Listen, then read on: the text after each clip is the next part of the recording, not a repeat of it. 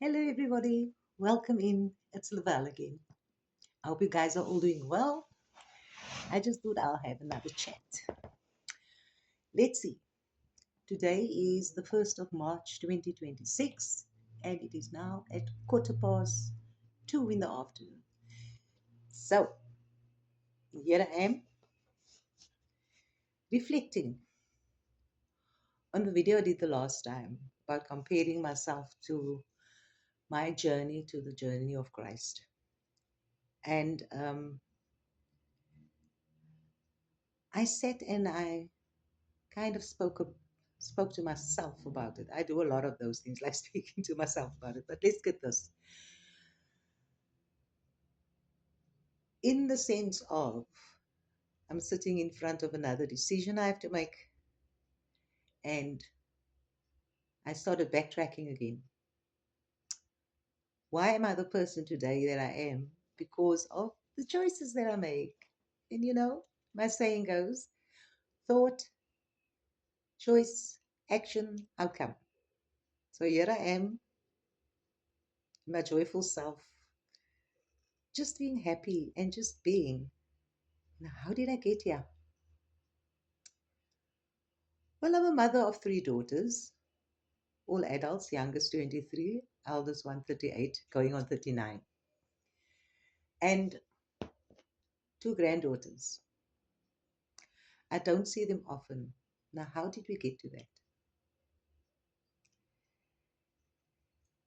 As any mother from the Gen X generation, we tried not to raise our kids the way we were raised, the unseen, the unheard. So, what do? We give them everything we never had, not forgetting that we will say, in my time, but we still give it. But the referral, in my time, I couldn't, I wouldn't dare, we still allow it. So, what are the things our kids normally do? They know you best when it's, Mom, I want. Mom, do you have? Does it sound familiar? I guess we didn't dare do that to our parents because you'd have gotten a long lecture. But I mean, we're not going to raise our kids the way we were raised. They're going to have a little bit more freedom. They're going to be able to say things that we could not say. We gave them the freedom to a point where, in some cases, they get nasty little brats. In the event, what I did, remember when I came to my virtues, I must have practiced it sometime before that already without being aware of the practice that I was doing of self preservation. My second eldest daughter finished matric and started coming and going the way she pleased. I was still working, and I leave at 5 o'clock in the morning, so I get up at something to 4 to get done. And it reaches 5 o'clock, she's not home yet to take care of the little one to go to the daycare mother. She's not at school anymore, she's not working, so Liv used to really do chores. So that's all I need you to do is be home on time so that I can go to work to feed and clothe your ass. Okay, so here we go. She comes late, so she gets a bit of my mind. Good. Then she starts working and she starts going out a lot, and then she doesn't come home and the phone is off. Why do we have cell phones? For the purpose of being able to say, I'm not going to be home, Mom. Doesn't say a word, nothing.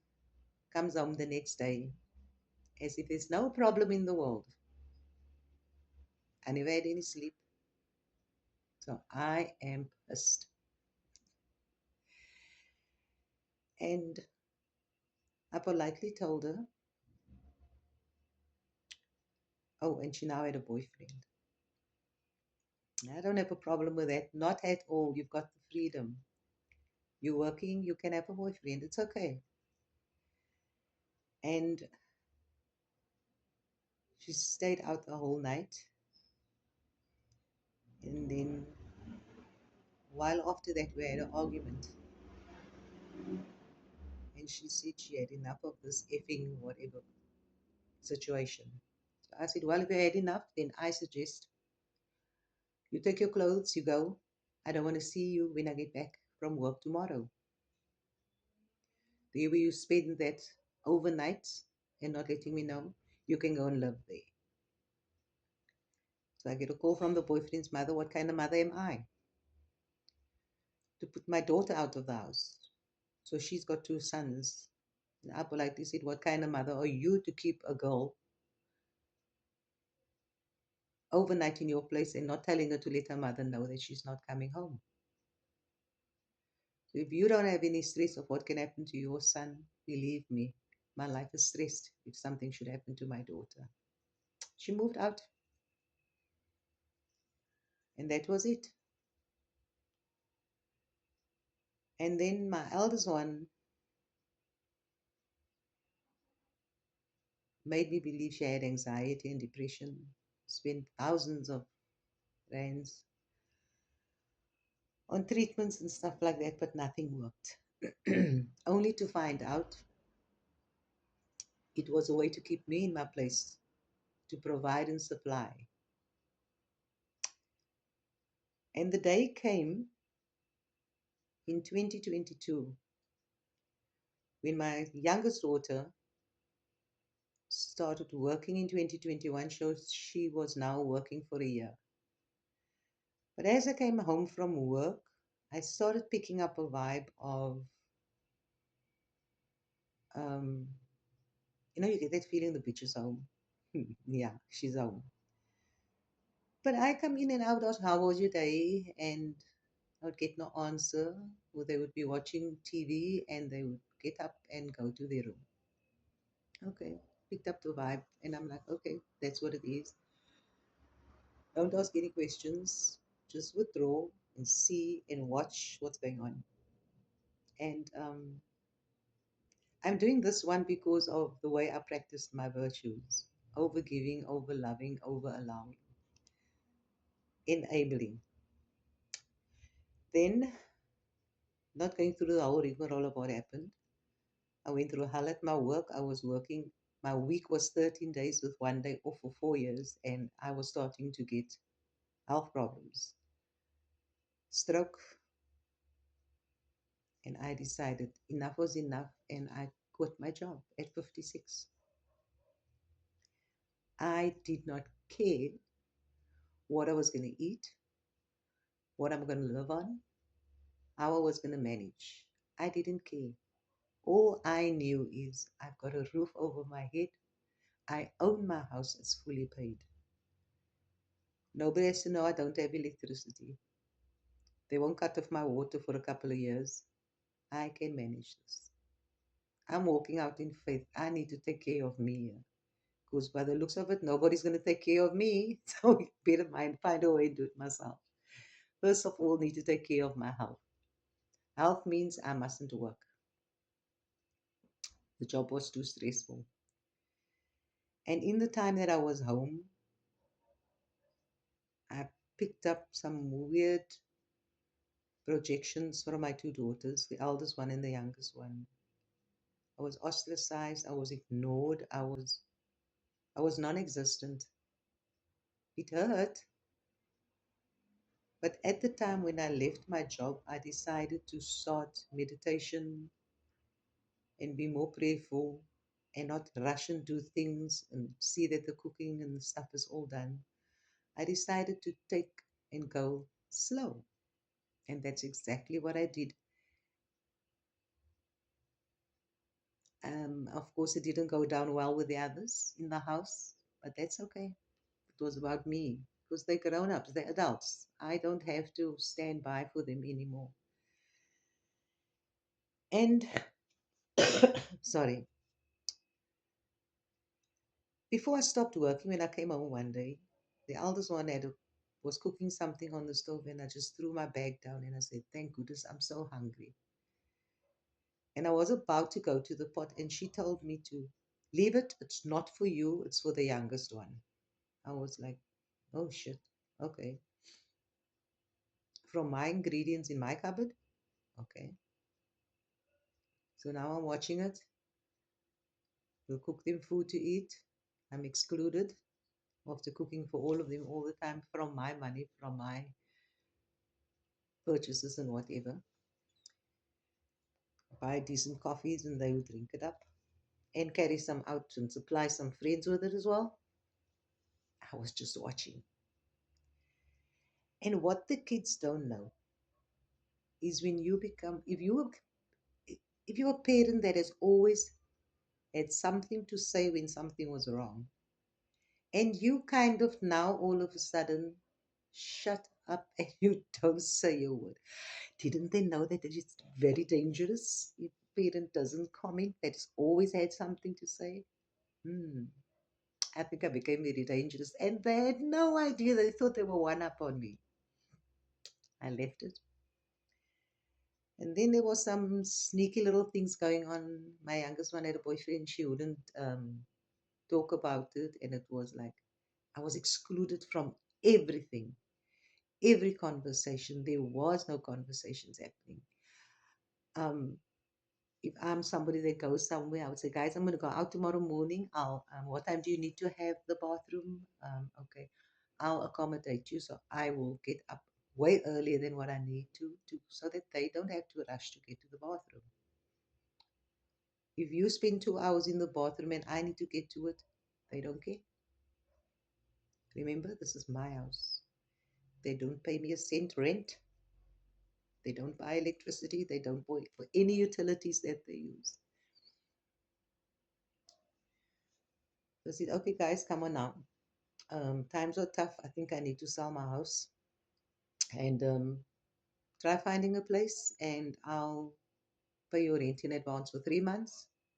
And then from there, yeah, we can all go our own ways and do our own thing. Everything about June month, I think it was, November month, I did another catch up on it and said, how are you guys doing with hunting, searching for a place to stay and whatever, whatever. They kept me told me they're trying to find it. It's not easy to find a place for the amount that they can afford. I said, but I'm going to pay 3 months, and then of course you have enough time to save up to cover for whatever happens afterwards. I mean, I'm being accommodating. So in that, the interest rate went up in South Africa, so the buyer I had couldn't now pay their installments anymore, so the deal didn't happen. So December month, I called them back again. I said, listen, guys, what's the situation with you guys? Although the one deal fell through, but I didn't stop putting the house on the market to be for purchase. And my eldest one ripped at me. Told me I was narcissistic, I was a bitch, I was a control freak, I was uh, a poor shame me, I was a victim mentality person, I messed up her life. She wasn't working she wasn't working for about 15 years by the time that happened. Um, oh yes, I was a control freak. I don't know, worse things that somebody could ever say to a mother. But in that time, I just looked at her and I thought to myself, had this happened 2 years ago, I would have been devastated. I would have been in an institution, which I didn't tell you. I raised my three daughters after I divorced my husband for 23 years, all on my own, with no help from nobody. 24/7, mom and dad, whether it was soccer, whether it was school, I attended everything. I was there for everything. Tired or not tired, I was there. And for my eldest one, who hasn't been working for 15 years, who never even attempted to go for a job, is now literally ripping my face off. I am, I was told, the worst mother that anybody could ever have. I embraced that because I had already started my journey, which I started with peace first and having patience with myself. In the serenity that I started looking at my kids in 2020 as adults and not as children, dependable children anymore. I started looking them as an adult who I do not interfere with, adult who runs his own life. The only difference is if you live in my house, it's my rules. Unfortunately, you don't pay rent. So you are obligated to follow my rules. And in the 2 years that followed afterwards, everything was against the rules. Everything was about disrespect and total rejection. Now look at here. This this woman comes from a life of rejection. Who the hell did they think they were to reject me? It was like, okay, we want to play that game. Oh well, I'm seasoned. Let's see. Who's got the power? My house, remember? All that bitchness you told I was. Let me not be who I was and become who I am. Oh, you have a money problem. How does that become my problem? You're working, aren't you? Mommy, do you have? No. Believe me, it hurt. But I can get over it. I've gotten over it all these years. So why would it bother me now? Why can't I heal now? Mommy, may I? No. Mommy, where's the I don't know? I was not accommodating anymore. I wasn't giving you my time. I wasn't giving you my caring. I wasn't giving you my compassion. You now did not exist. Did it hurt? Absolutely. Did you see it hurt? No, you didn't. I wasn't going to give you that satisfaction of seeing what you're doing to me. That is why I have a room of my own. That is where I went into my hell. That is where I broke down. That is where you never ever saw me in pain because I shielded you from the fear of not being able to care for you for all the years. I wasn't going to give you the satisfaction of telling me I cry crocodile tears. Damn, I am that bitch generation. I was not a latchkey kid, believe me, but I had an absent mother. And say what you like. I was a freaking 100% present mom. The only absence I was busy working to feed your ass and to clothe you and to keep a roof over your head, to save your dignity, to save you from humility so that you don't have any broken underwear, no broken shoes, that you always had the best to wear, where everybody else was jealous of what you had. Because your mom could get designer clothing at a fraction of the price. Because all my kids were model sizes, including the mom. So what did I pay? I had off the ramp clothing, and everybody wanted what they had. They never saw that. But I was the freaking asshole. I became the asshole. The only words that came out of my mouth is I don't know and no. And I stuck to it. And if I wanted to dance like nobody's watching, I didn't consider, oh, maybe they wanted to nap or, oh, maybe they're on the phone. No, because they never considered me when they made a noise when I had to go to sleep and get up at 4 o'clock in the morning. My house, my rules, my way. I love dancing. I would put on my music and I would dance. I would speak to the Almighty. Wherever I walked in my house, I would be so grateful. I've got a roof over my head. I've got water in my tap. I didn't do it on purpose. I was just living myself out loud, which I kept hidden from you. This is who I am. This is how joyful I love being. This is how grateful I am for being. Just being in this present moment. If you don't like it, get the hell out.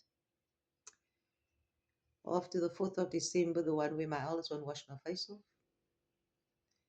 the youngest one left home, not a word, not saying where she was going, and literally cut me off for 2.5 years. The next moment I heard about her was she's pregnant, was the very day that she gave birth, the 11th of July last 2 years ago. June, sorry, the 11th, June 11th of July. It doesn't matter, but she ignored me for 2.5 years. I respected her cutting the cord. I honored her boundaries. I never reached out to her. The eldest one is still in the house. I had a very bad time financially. The funds were depleted. I had no idea where I was going to get food. I would do odd jobs here and there, and from the odd bits of money I got, I fed the eldest one as well. Then she decided to go and do a course where you get stipends. She gives me some of the money, but whatever I cooked, I gave you too, from the little bit you give me. The stipends is next to nothing. She carried on like that for 3 years. Sometimes there was a stipend, sometimes there wasn't. She started selling things on the flea market. She would first buy her toiletries and things and said, "This is all I have left." It'd be an odd buck here and an odd buck there. I left it. So I work with gas. I fill up the tank. I put electricity in the box from the little bit of money I get. And you use it as freely as you can. Then you invite my sister's daughter to come, your niece, your cousin to come and live here to attend the same course that you're attending for the stipends as well. So now I've got two people on my neck. So now I don't have enough money to feed all of us. So I would have one meal a day. And they would come home with sandwiches and toasted noodles, um, some takeaway stuff. They would eat it up and walk past me and gonna have eat it in the room, not asking me, "Mom, did you have anything to eat?" I can honestly say the whole day I had nothing to eat because I kept the oats for the evening so that my stomach can be full when I go sleep, so that I can have sleep. And did I feel bad? No. I was actually the healthiest person I ever was. I was living, literally, I was happy. And people can't believe you can be happy going through that. But then again, nobody knew what I was going through within the confinements of my own house. And I never told anybody.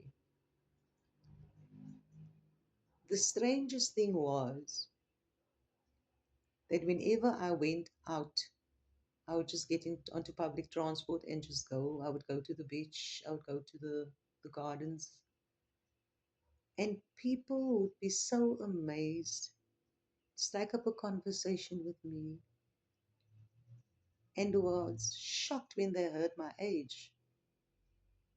They thought I was about 20 years younger than my age. And I'm looking at these people and I'm thinking, I never even had enough food to eat to sustain me for 2 days. And you're telling me I look 20 years younger than my age. I look healthy. I'm vibrant. I'm whatever they saw, I don't know. But I was just so present within myself in every possible moment of the day. And why I'm telling you this is there were many people in my community that says, "What kind of parent am I?" The difference was I cannot change the fact that I'm a mother. The DNA confirms it. But parenting is a calling that is a responsibility until the point where the child becomes an adult and has to take care and parent themselves. I can't parent another adult. And that is what I did. I stopped parenting. I stopped being responsible for another adult who is quite capable of taking care of themselves and going out and work and finding themselves a place and just be there for themselves. Why would I go through the fears and the anxiety that I have for all those years until they had finished their schooling and their education and had gone to work? And why would I still be parenting you as an adult? So remember all the allegations of the bitchy mom that I was when I withdrew being it and I was quiet. I stopped parenting as well because you don't need my guidance. You don't need me anymore. My house is good enough for you to strut and walk around as if you own it. Oh wow. The fact is, the utility bill comes in my name. The title deed is in my name. So live in your fantasy world until you pop the tin. Okay? Until you pop the tin. To wake up and understand it's not your house, it's mine. I worked for it by the grace of God for the breath He gave me every day to get up and use that energy to go and work that you will not be moving from pillar to post. That was my main concern. I wanted stability for you as a child of mine. And I gave it to you. And for the eldest one at 38 to still be in my house and walk around as if you own it, I can use my bathroom on your time. I can use my kitchen on your time. Something is not gelling here. And oh boy, there was lies and lies upon lies. She eventually got a job, which she lied about. A friend of mine saw her in the shop paying with hard cash money, but she told me she gets vouchers for electricity. I left it. Now, listen, when you're dumb, you're dumb. You come home with shopping bags. You've got name branded items in your bags. You're buying the best toiletries now, and you're shopping at Woolworths. Not the Chinese shop, at Woolworths, which is quite expensive. So if you can afford to do that, you're not even telling me you've got a permanent job. I gave her 3 months. I left it. She's still not paying rent. She's now, remember, getting vouchers to put electricity in the box. Okay, 200 rand. Okay, I get, as a pensioner, I get percentage of electricity free. You benefited from that all along, haven't you? Okay, it's cool. October month last year, I gave her a letter of eviction for 6 months. 30th of March was the last day. It's not March yet. She moved out 2 weeks before my birthday. My birthday is the 19th of January. She moved out 2 weeks before my birthday. It was the best birthday gift I ever got. When my eldest daughter walked out by the door, turned around and said, "Thank you for putting up with me." Never heard from her, never saw her again. Am I worried? No, I'm not. Because I live in the conviction that God has made me a promise. I will take care of your own. And I pray for them every day.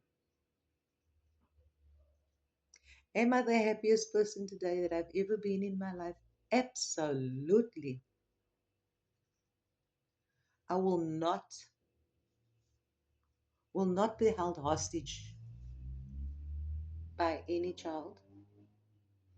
I was held hostage by my parents, by obligation that I have to.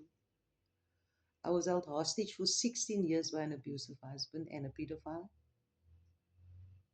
I was held hostage by a daughter that has manipulated me to believe she suffers from depression and anxiety and talk about committing suicide on Facebook. And I'm not on Facebook. where people will tell me about it. Okay, picture this. You were married to an abusive husband. When you got to your front door to enter your house, you had so much fear and you stood and prayed at that door for about 20 seconds. God, give me the courage and the strength to face whatever shit is inside, behind these doors. You do that for 16 years, then you divorce. And then you do that for another 16 years, 17 years, because you are not sure if you are going to come into your house and find your eldest daughter dead in bed, committed suicide, and because she's always just lying in bed, never getting up, the other two would have no idea. That was the anxiety I had in my 16 years of marriage and my 17 years of manipulation with a medical condition.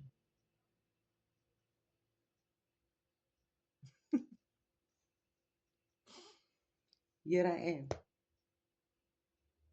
when I said no more. Am I sorry?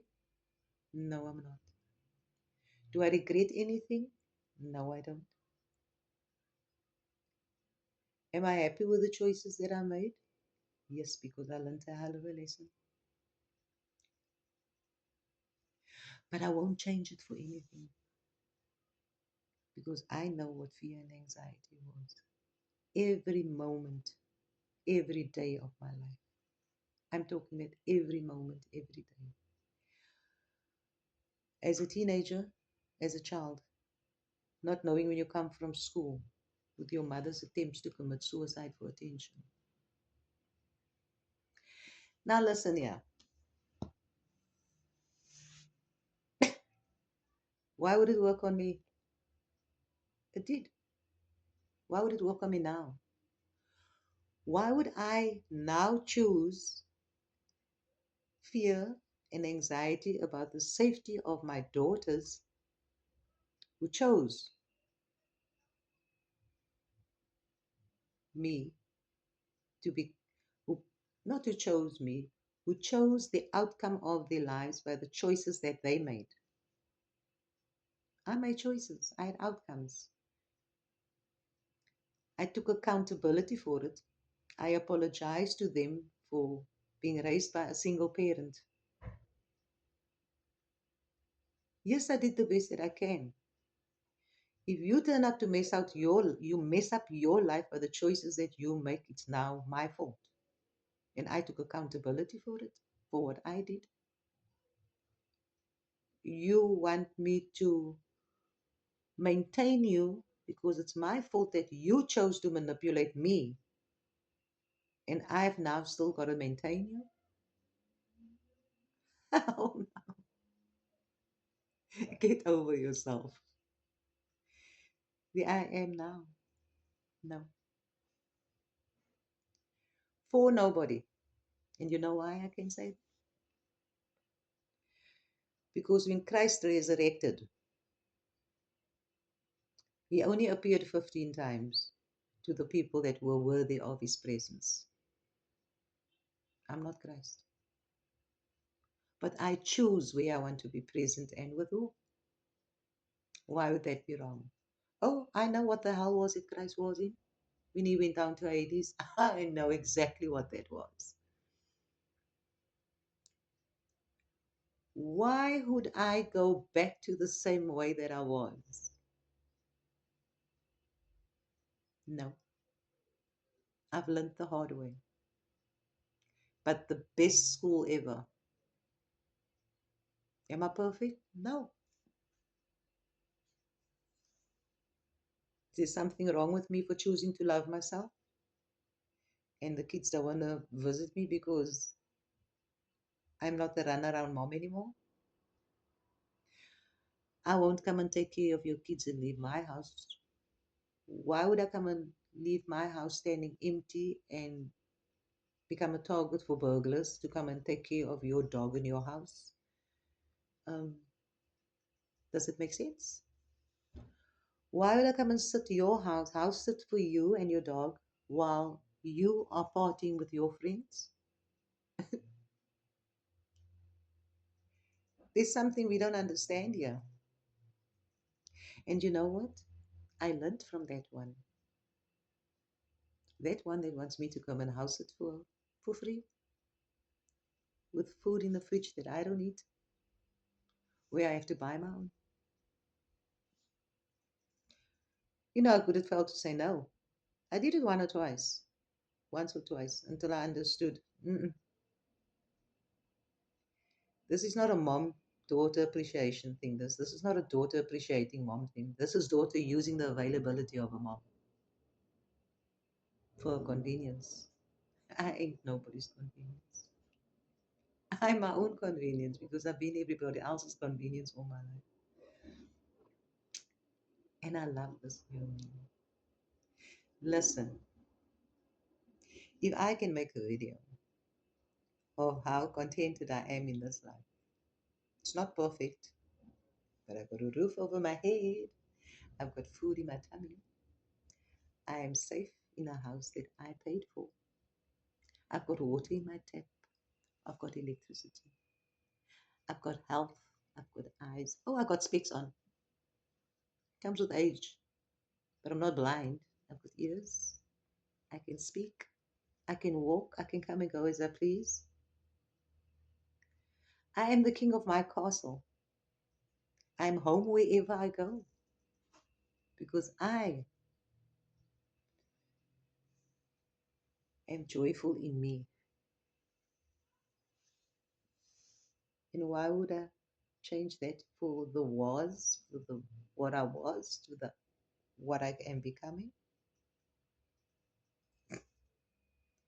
There is no choice. There is no option. There is just being. It's the most awesome space to be in. And for anybody who doesn't have work, don't take anything that is going to diminish your self worth, invalidate you, disrespect your value. Because you know what? I almost did it to myself again at 56. And I stopped, knowing it was going to be difficult financially. But here I am, 60 plus, not dead yet, still alive and kicking. I can climb a tree. I can swim 2 laps over a swimming pool. I can dance like nobody's watching for 2 hours. Yep, I'm free. I've always been free to make a choice.